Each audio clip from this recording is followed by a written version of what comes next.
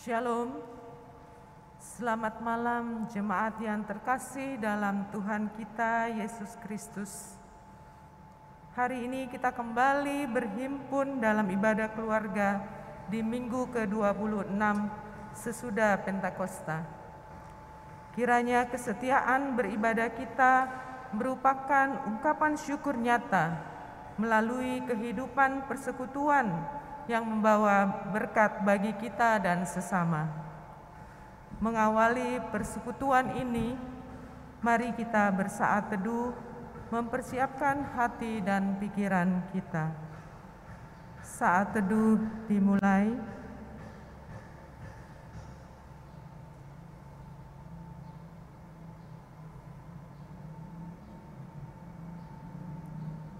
Saat teduh selesai. Jemaat yang dikasihi Tuhan kita Yesus Kristus, mari kita berdiri apabila memungkinkan. Kita memuji nama Tuhan dari Gita Bhakti 12 ayat 1 dan 2. Masuklah semua menghadap Tuhan.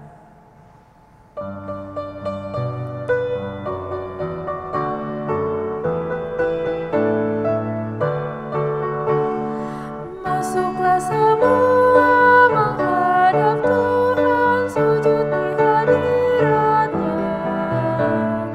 Marilah rendahkan diri dan hati di hadapan tata-Nya. Dalam kekudusan dan kebenaran, sujudlah kepada-Nya. Muliakan Tuhan, sorak sukacita kini dan selamanya. Bukalah hatimu, minta Roh Kudus menerangi jiwamu. Buanglah semua angkuh dan sombong dan mengaku dosamu. Terimalah anugerah, rahmat dan kasih dari Yesus Tuhanmu. Muliakan Tuhan, sorak sukacita kini dan selamanya.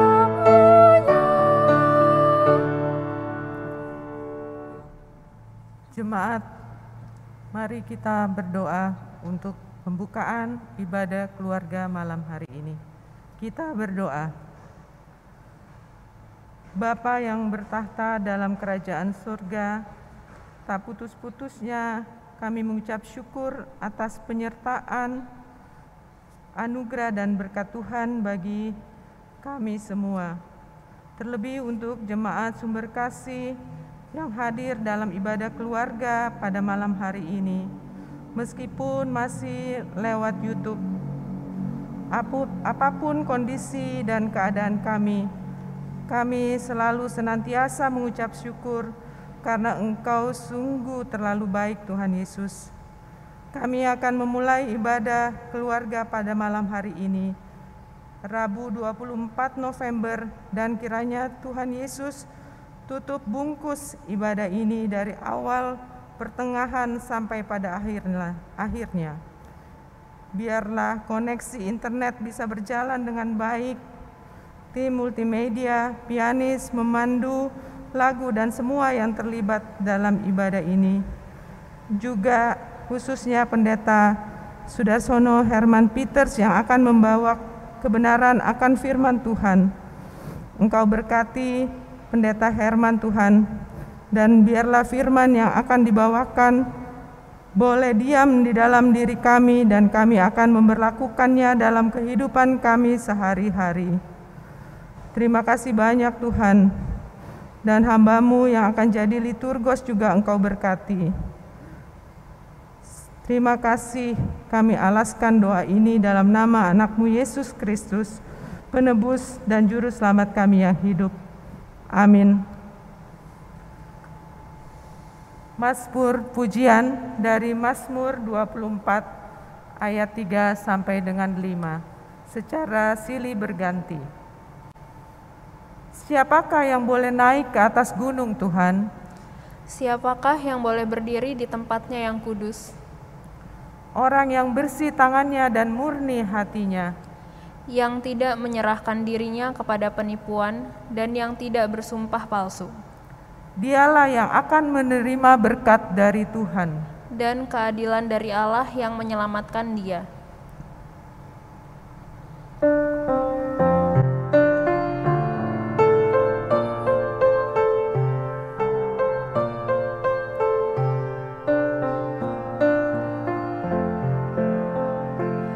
Firman-Mu Tuhan sungguh bagi langkahku dan terang di jalanku.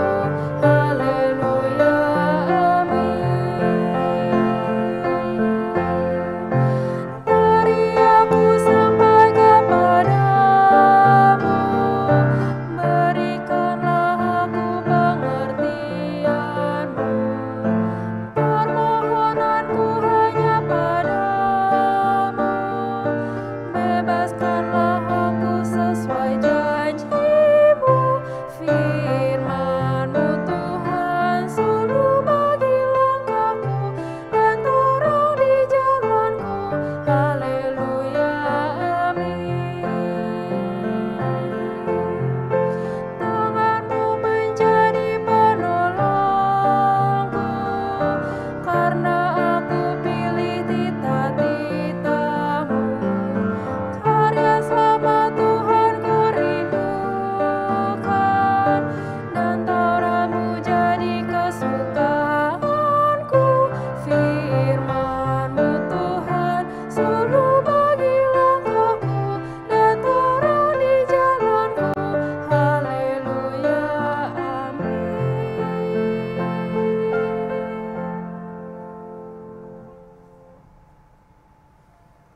Jemaat yang sama dikasihi oleh Tuhan Yesus Kristus, mari kita siapkan hati dan pikiran kita untuk pembacaan dan pemberitaan firman Tuhan.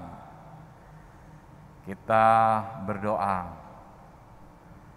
Ya Tuhan, terangilah hati dan pikiran kami dengan Roh-Mu yang kudus, supaya ketika kami mendengar pembacaan dan pemberitaan firman, hati kami tergerak dan merasa yakin bahwa Tuhan sedang menyapa kami, supaya kami melakukan apa yang menjadi kehendak-Mu.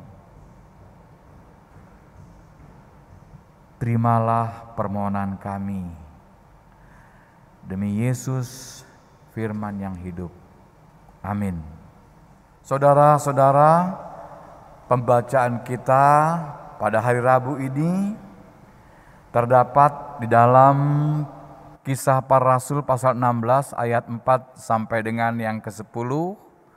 Demikian pembacaan kitab suci.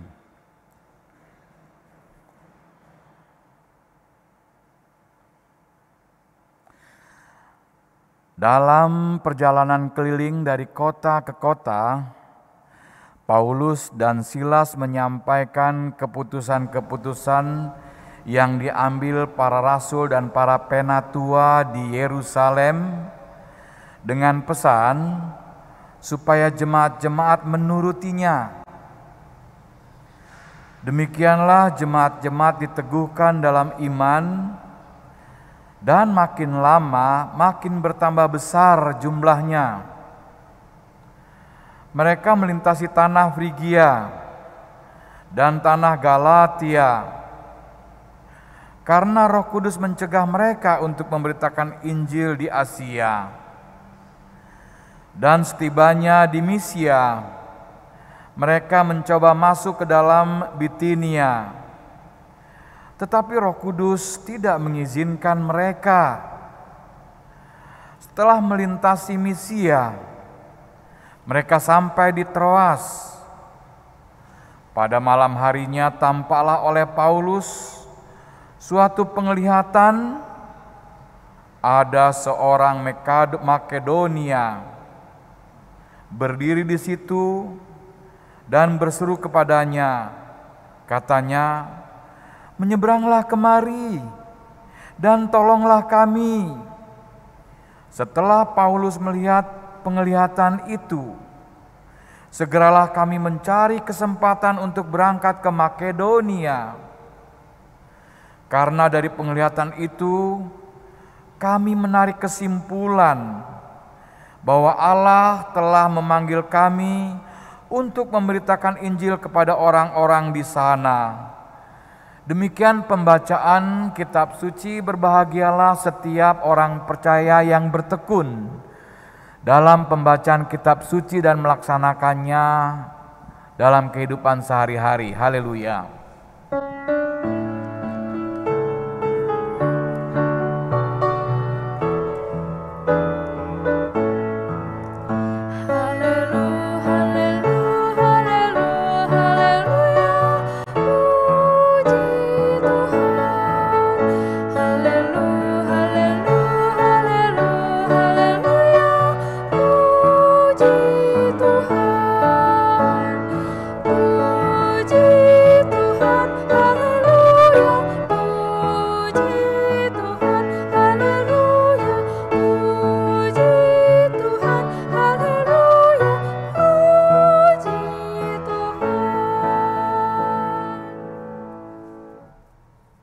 Saudara-saudara, kita semua tahu bahwa sebelum Yesus meninggalkan murid untuk naik ke sorga, Ia berkata, "Kepadaku telah diberikan segala kuasa di sorga dan di bumi. Karena itu pergilah, jadikanlah semua bangsa muridku, dan baptislah mereka dalam nama Bapa dan Anak dan Roh Kudus. Dan ajarlah mereka melakukan segala sesuatu yang telah kuperintahkan kepadamu. Dan ketahuilah aku menyertai kamu senantiasa sampai kepada akhir zaman." Amanat Yesus Kristus ini tidak hanya didengar, direkam oleh para murid, para rasul, tetapi juga menjadi motivasi dorongan mereka untuk memberitakan Injil. Kitab Kisah Para Rasul adalah sejarah atau cerita tentang bagaimana gerakan pekabaran Injil dilakukan oleh para murid atau para rasul. Perikop kita pada sore malam hari ini juga menceritakan tentang perjalanan keliling dari kota ke kota yang dilakukan oleh Paulus dan Silas. Apa yang dilakukan oleh Paulus dan Silas, yaitu mereka datang ke jemaat-jemaat untuk menyampaikan hasil persidangan atau keputusan yang dilakukan oleh para rasul dan para tua-tua jemaat di kota Yerusalem. Itu ada dalam Kisah Para Rasul pasal 15. Mereka bersidang untuk menetapkan perihal yang sangat penting, yaitu tentang sunat. Sunat itu perintah Allah, karena itu tidak bisa dibatalkan, dihilangkan. Namun pada masa-masa selanjutnya Paulus mempunyai pikiran yang lebih luas, yaitu agar para rasul dan para tua-tua jemaat tidak menjadikan lagi sunat sebagai hukum kepada orang-orang yang bukan dari Yahudi, yang tidak berlatar belakang sebagai orang Ibrani, orang yang beragama Ibrani. Itulah sebabnya menjadi perenungan buat kita bagaimana teologi itu juga menjadi berkembang begitu rupa. Dikatakan dalam kisah tadi bahwa Paulus dan Silas yang menyampaikan keputusan para rasul dan penatua di Yerusalem. Pesan ini sangat direspons positif oleh jemaat, dan jemaat menurutinya. Dan bahkan dikatakan jemaat-jemaat diteguhkan dalam iman, sehingga semakin lama mereka semakin bertumbuh. Bukan saja bertumbuh dalam arti jumlah, tetapi spiritualitas mental jemaat Mengapa? Karena keputusan-keputusan itu diambil oleh para rasul dan tua-tua jemaat berdasarkan inspirasi ilham dari Roh Kudus dan untuk pembangunan jemaat. Lalu dikisahkan selanjutnya bahwa Paulus melanjutkan perjalanannya melintas tanah Frigia dan tanah Galatia, yaitu di Asia bagian utara. Tetapi Roh Kudus mencegah mereka supaya mereka tidak melalui jalan itu. Maka setibanya di Misia mereka mencoba untuk ke daerah Bitinia. Tetapi sekali lagi Roh Kudus juga mencegah, jangan ke daerah itu. Sehingga Paulus harus memutar perjalanannya ke jalan yang lebih agak jauh. Maka sampailah ia di Troas. Pada suatu malam hari, Paulus mendapatkan penglihatan di mana ada seorang Makedonia yang berdiri dan berseru kepada mereka, "Menyeberanglah kemari dan tolonglah kami."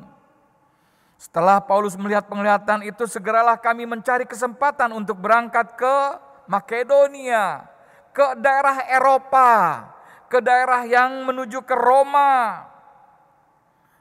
Saudaraku yang sama dikasihi oleh Yesus Kristus, setiap pelayanan, juga pemberitaan Injil, yang pertama-tama harus dilakukan adalah kita membuka telinga dan hati untuk mendengar suara Roh Kudus.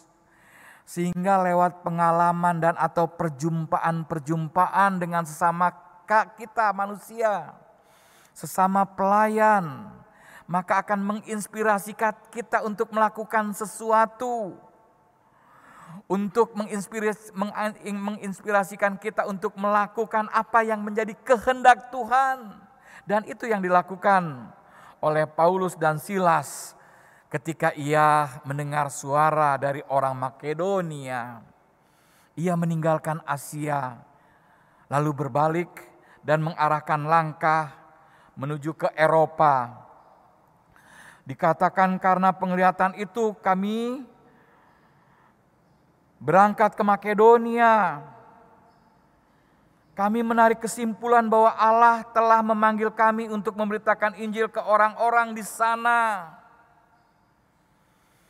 Ini adalah satu cerita atau kisah pekabaran Injil yang sejatinya menginspirasi gereja. Gereja Tuhan di segala abad dan tempat. Bahwa gereja tidak boleh berhenti untuk tidak bersemangat memberitakan kabar baik Injil Yesus Kristus kepada seluruh makhluk. Dan dalam upaya-upaya memberitakan Injil, gereja diminta untuk peka menggunakan telinga batin, peka menggunakan mata hati, sehingga gereja dimungkinkan untuk bisa menangkap sinyal dari Roh Kudus dan melakukan bukan apa yang menurut gereja baik, tetapi melakukan apa yang menurut Roh Kudus.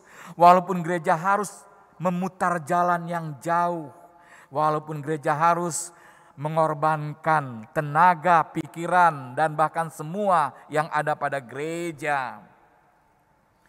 Ini adalah satu peringatan, sekaligus dorongan kepada kita. Karena memang memberitakan Injil adalah amanat Yesus Kristus. Namun demikian saudaraku yang sama dikasihi oleh Yesus Kristus. Dalam melaksanakan atau memberitakan Injil, kita juga harus peka dengan lingkungan. Karena kita tahu bahwa semua atau masyarakat kita pada umumnya telah memiliki keyakinan-keyakinan yang diakui oleh negara.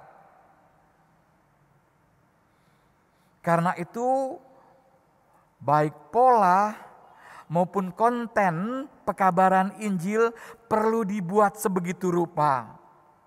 Saya ingat dengan pendeta almarhum yang pernah mengatakan bahwa Sebelum ada pasal 28 atau sebelum ada amanat Yesus Kristus, ada cerita tentang Yesus Kristus di Matius pasal 25.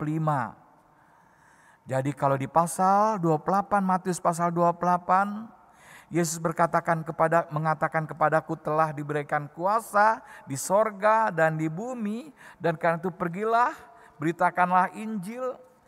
Tetapi di pasal 25, pasal sebelumnya, Yesus berkata, ketika aku lapar, kau tidak kasih aku makan. Ketika aku minum haus, kau tidak memberi aku minum. Ketika aku tidak berpakaian, kau tidak memberikan aku baju. Ketika aku di penjara, kau tidak menjenguk aku. Dan selanjutnya Matius pasal 25 ayat 31. Perikop atau nats Matius 25 yang mendahului Matius 28 ini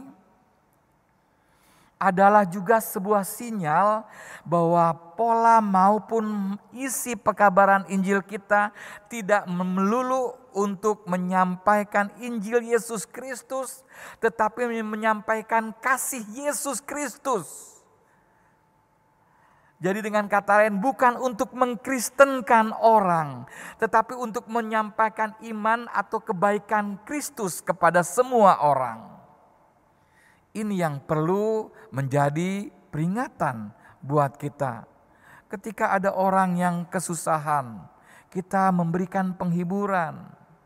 Ketika ada orang yang berduka, kita menghapus air matanya, memberikan penguatan. Ketika ada orang yang putus asa, kita berikan harapan. Itulah tugas gereja. Dan dalam melakukan tugas ini kembali gereja diminta untuk membangun kepekaan dengan memasang telinga batin dan dengan memakai mata hati, supaya gereja bisa melaksanakan tugas dengan sasaran yang baik, yang tepat, dan dengan konten yang baik dan benar pula menurut firman Tuhan. Tuhan menyertai saudara-saudara sekalian dan akan menolong saya juga. Amin.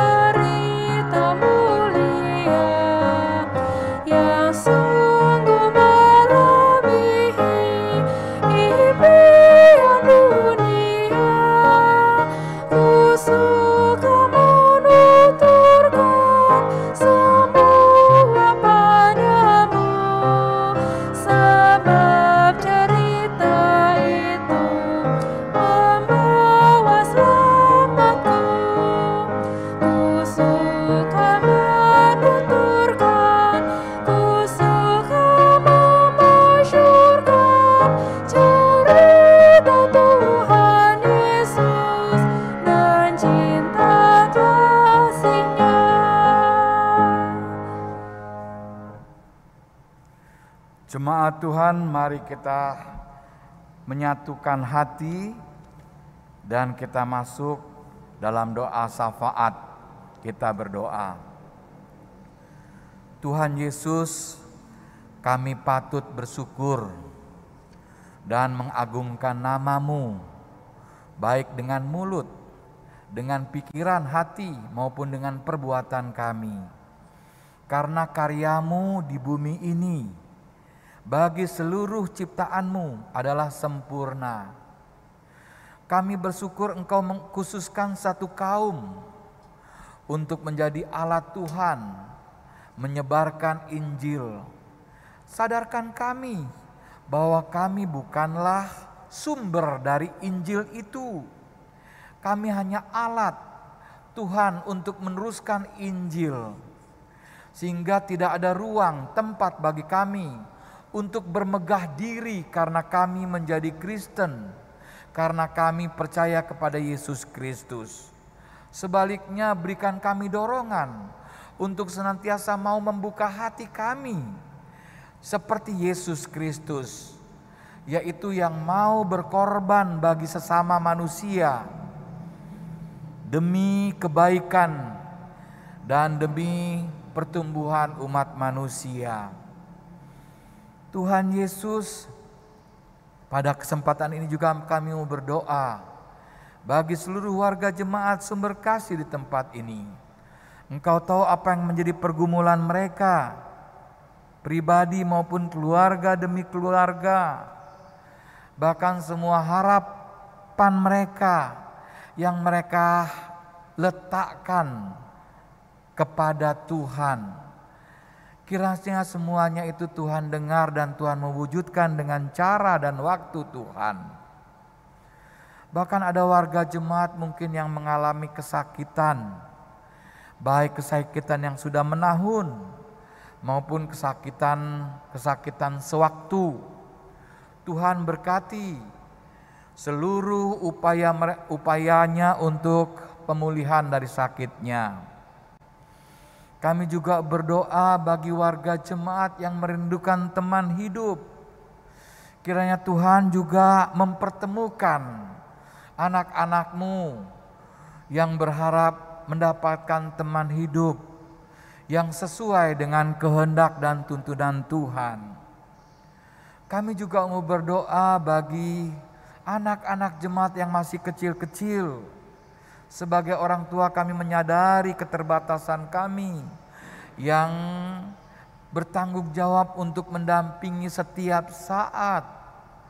Karena itu Tuhan, biarlah Engkau menjaga anak-anak kami yang masih kecil-kecil seperti Tuhan menjaga biji mata Tuhan. Kami juga berdoa ya Tuhan bagi warga jemaat yang setiap hari harus membanting tulang memeras peluh karena mempertahankan hidup agar mereka survive. Tuhan tolong kuatkan mereka dan tetap memberi semangat supaya mereka terus menjalani hari-hari mereka di dalam, bersama dan untuk kemuliaan Tuhan.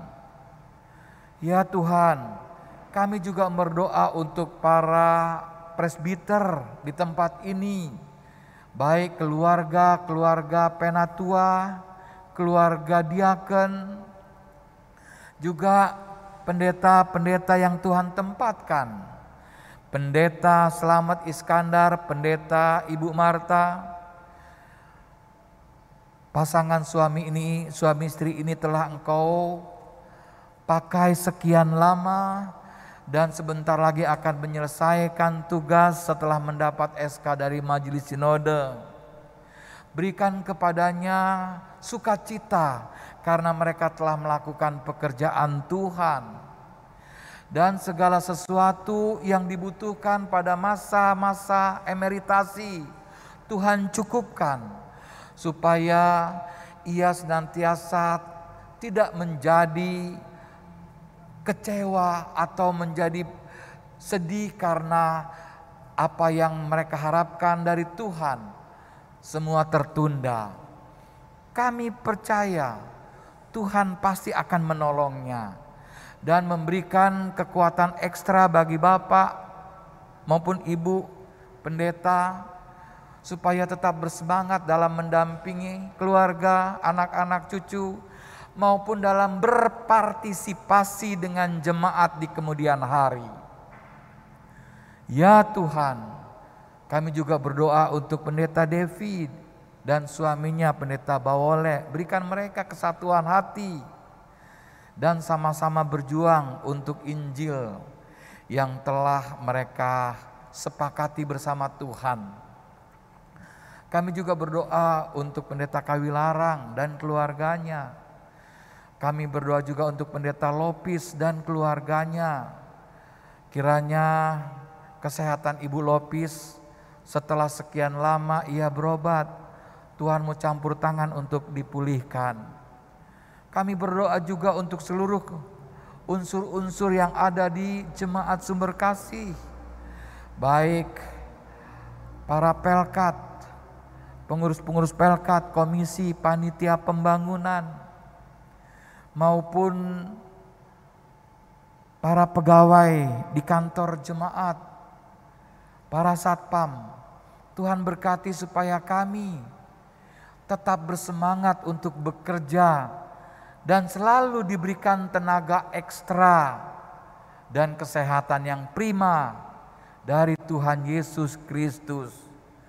Berkati jemaat ini dan warganya, supaya kami juga bisa meneruskan berkat Tuhan kepada sesama kami yang membutuhkannya. Ya Tuhan, kami juga berdoa bagi pemerintah bangsa ini, berkati presiden dan wakil presiden dengan segala kebijakannya, terutama kebijakan-kebijakan untuk menekan lagi PKN, di mana pada tanggal 24, 25 sampai tanggal 27 akan dilakukan lagi PKM dengan PKN 1. Dengan kata lain pembatasan untuk masyarakat bisa bermobilitas dan berkumpul. Tuhan berkati kebijakan ini agar kami terhindar dari serangan COVID yang lebih berbahaya. Bahkan ingatkan kami juga masyarakat untuk selalu mengupayakan kesehatan dan keselamatan kerja, supaya semua berkat Tuhan yang Tuhan mau curahkan bagi bangsa dan negara ini boleh dirasakan oleh setiap masyarakat warga Indonesia.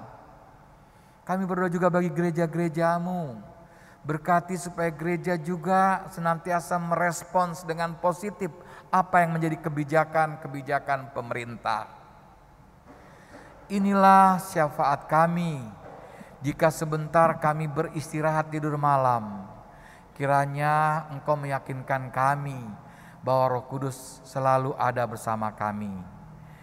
Sebab semua hidup kami serahkan dalam pengasihan Tuhan Yesus Kristus yang telah mengajar kami berdoa.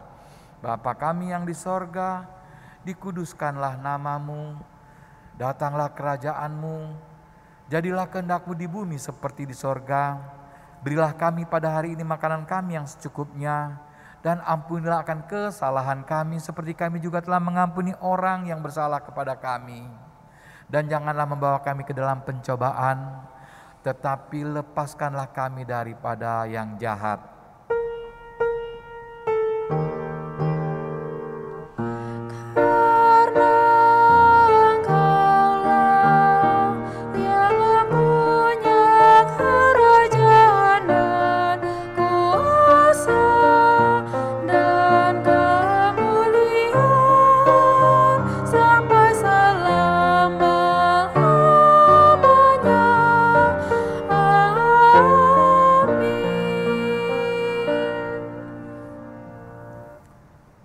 Jemaat yang dikasihi Tuhan kita Yesus Kristus, kini saatnya kita akan memberikan persembahan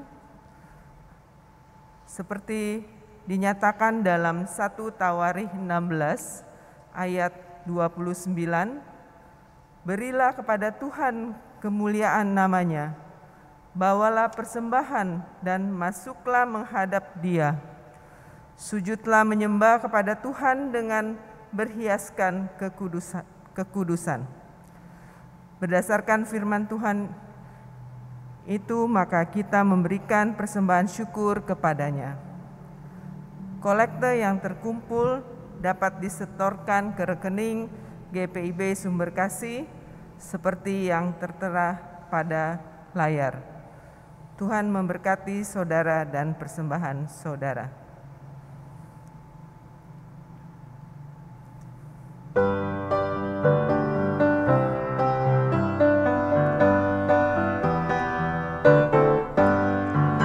Yesus Kristus sumber hidup, juru selamat Dialah. Dalam terangnya ada hidup, puji Dia selamanya. Keadilan dan hukumnya bagai benteng yang teguh bagi orang yang percaya. Tempat lindung yang teduh, Yesus Kristus sumber hidup, juru selamat Dialah. Dalam terangnya ada hidup, puji Dia selamanya. Ucap syukur hai umatnya, dengan harta dan benda, bahkan hidup seutuhnya persembahkan padanya. Yesus Kristus sumber hidup, juru selamat Dialah. Dalam terangnya ada hidup, puji Dia selamanya.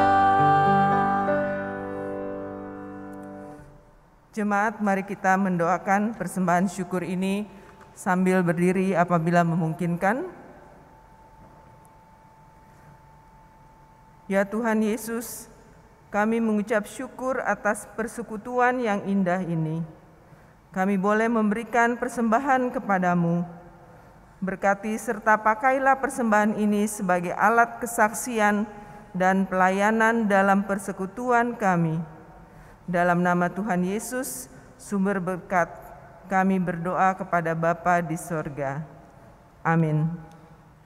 Kita tetap posisi berdiri karena kita akan kembali ke kehidupan kita masing-masing, dan biarlah kita mengingat apa yang menjadi amanat Tuhan Yesus Kristus, selalu bersemangat untuk memberitakan kabar baik dengan kata dan perbuatan yang menyenangkan hati Tuhan. Janganlah kau takut.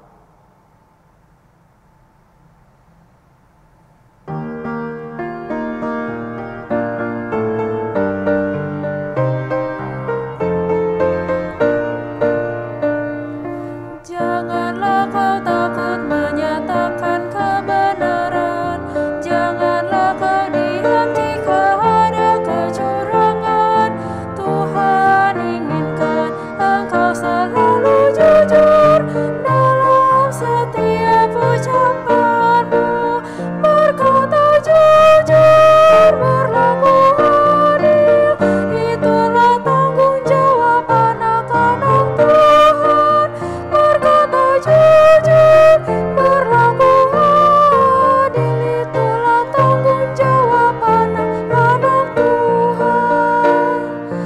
Janganlah kau takut untuk mengatakan tidak jika kau diajak melakukan kebohongan. Jangan terbuai ajakan tak terpuji, harus berani kau menolak. Berkata jujur, berlaku adil, itulah tanggung jawab anak-anak Tuhan. Berkata jujur, berlaku adil, itulah tanggung jawab anak-anak Tuhan. Jemaat Tuhan, sekarang arahkanlah hati dan pikiranmu kepada Allah dan terimalah berkat-Nya. Kasih karunia Tuhan Yesus Kristus dan kasih Allah dan persekutuan Roh Kudus menyertai kamu sekalian dari saat ini sampai selama-lamanya.